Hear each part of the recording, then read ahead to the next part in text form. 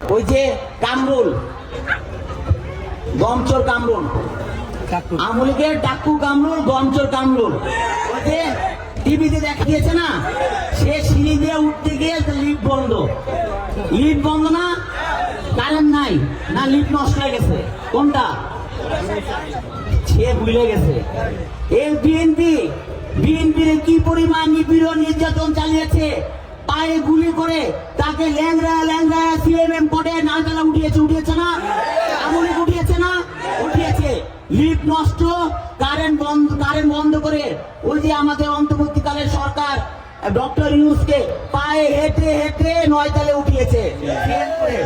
আজকে সে তার লিফট নাকি নষ্ট হয়ে গেছে, গালাগালি করে না, ওকে টাইনা হেসরাইয়া 9 তলে উঠার দরকার ছিল। আমাদের পুলিশ ভাইরা কিন্তু তা করে না, এখন সব হলো ছাত্র দল। ওই যে প্রশাসনের কাছে গেলে বলে সে একসময় ছাত্র দল করছে, আগে কখনো শুনছেন না?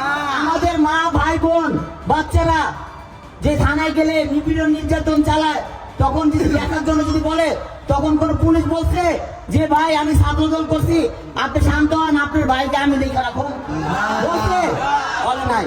এখন সব ছাত্র দল, যখনই যাকে জিজ্ঞাসা করি সকলে সব প্রশাসনের লোক এবং ছাত্র দল, বুঝছেন, সব ছাত্র দল।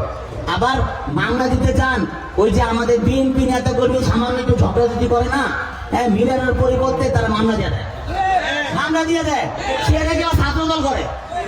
শুধু নট অনলি শিল্পাঞ্চল, ঢাকা মহানগর, উত্তরে 26টি থানার ব্যাপারে আমি বলতেছি, সবাই শ্রম নিচ্ছে, সবাই তারা ছাত্র দল। আবার কিন্তু আমাদের নেতা কর্মী নামে মামলা দিয়ে দেয়, ওই পেপারে উল্টা পাল্টা নিউজ করে হলুদ সাংবাদিকরা, আবার এরা আবার মামলা দেয়। তাহলে এমন বাংলাদেশ ঠিক আছে না? কিন্তু সুতরাং সবাই সাবধান কিন্তু ভাই, এই হাসিনার ষড়যন্ত্র কিন্তু এখনো শেষ হয় নাই। হাসিনার এই পুলিশ বাহিনী কিন্তু এখনো আছে, তাই থানা পাল্টাইছে, পুলিশ কিন্তু বসে থাকে না।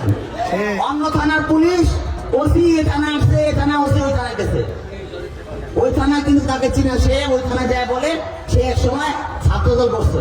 আবার কিন্তু জামাতও আছে, জামাতের অবস্থা দেখছেন, জামাত কি শুরু করছে? দীর্ঘ 16 বছর এই বিএনপি ভারপ্রাপ্ত চেয়ারম্যান আমার দেশ নেত্রী বেগম খালেদা জিয়া কতবার চাপের মুখে পড়েও, আন্তর্জাতিক চাপের মুখে পড়েও এই জামাতকে কিন্তু একেবারে কাছ থেকে সরায় নাই। আজকে জামাত ওই যে মিজানুর রহমান আজারী বক্তব্য রাখে বিএনপির বিপক্ষে, এত সাহস সে কোথায় পায়? এই মিজানুর রহমান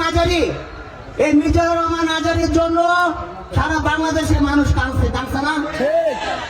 আপামর জনতা দল মত নির্বিশেষে ওনাকে যখন এই স্বৈরাচারী শেখ হাসিনা দেশান্তর করে মালয়েশিয়া, সবাই আমরা আফসোস করছি না? জামাতকে যখন ওই যে 28 অক্টোবর পল্টনের একে পিঠে মারছে, আমরা আফসোস করি নাই? আমরা একসাথে কাজ করি নাই? এত ষড়যন্ত্র কিসের? ক্ষমতা নেওয়ার জন্য এত ষড়যন্ত্র কিসের? ভোটে আসেন, ভোট হবে, যে জিতবে সে জিতবে, ভোটে আসেন।